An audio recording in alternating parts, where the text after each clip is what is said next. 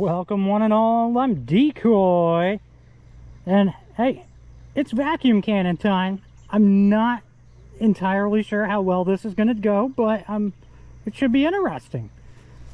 So, the vacuum cannon, it's nothing super special. I mean, as you can see, I'm just kind of throwing stuff together. Got a lovely vacuum pump here. And what we're going to try to use as a projectile is a croquet ball.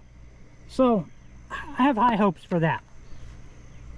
Then, as we make our way down here, we find a lovely copy of 76 that I will probably have to secure a bit more than it is now. So, there you go.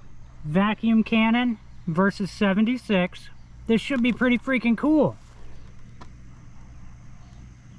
Now, as usual, I will give away the codes that are inside this. Of course, you're going to get the 500 atom code, then there's a tricentennial code. So stick around a little bit and I will hook you up. But let's get to it.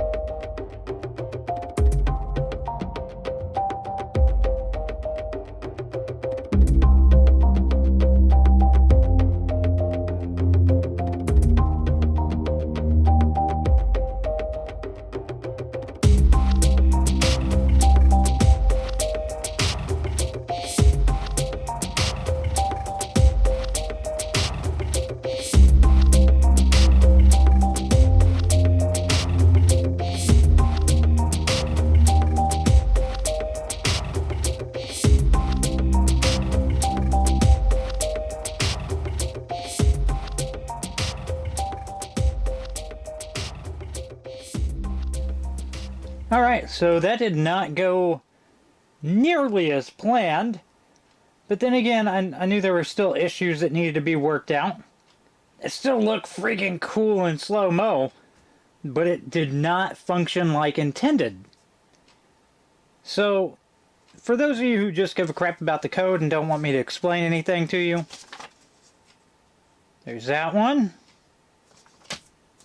And atoms. There's that one. Alright, so I'm going to use a paper towel tube to give you an idea where my problem is. So we'll just say like this is the vacuum cannon right here. Of course, I have my way to like make a vacuum mounted back here. I use a cup in the front, of course, with a rubber connector. So, you know, the cup seems weird, but actually as the vacuum forms, oh, it makes an amazing seal. Now, in my first attempts using it, I had a rubber connector on the back end with another cup. The problem was it was forming so much of a vacuum and like holding down on those cups that I could not remove the cup from the back end without like massively moving the cannon itself. Like one of the variations of attempting to get the cup out. So there's a time when I had like a rope attached to it, and like if you yanked on the rope, you just pull the whole barrel back. It was really holding on to it. So I kind of went back to the drawing board and went, alright, well, let's just make a burst disc of sorts. We'll put that over the back. Then I should be able to pop the burst disc and get the effect I'm looking for. But the burst disc wasn't being very reliable.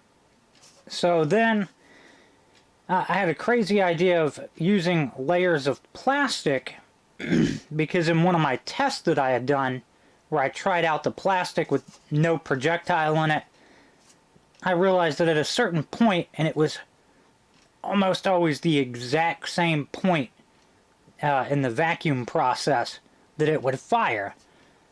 So what we got to see in the video was the plastic, which is nowhere near it firing at its full potential. It was just, I knew I would get a guaranteed reaction.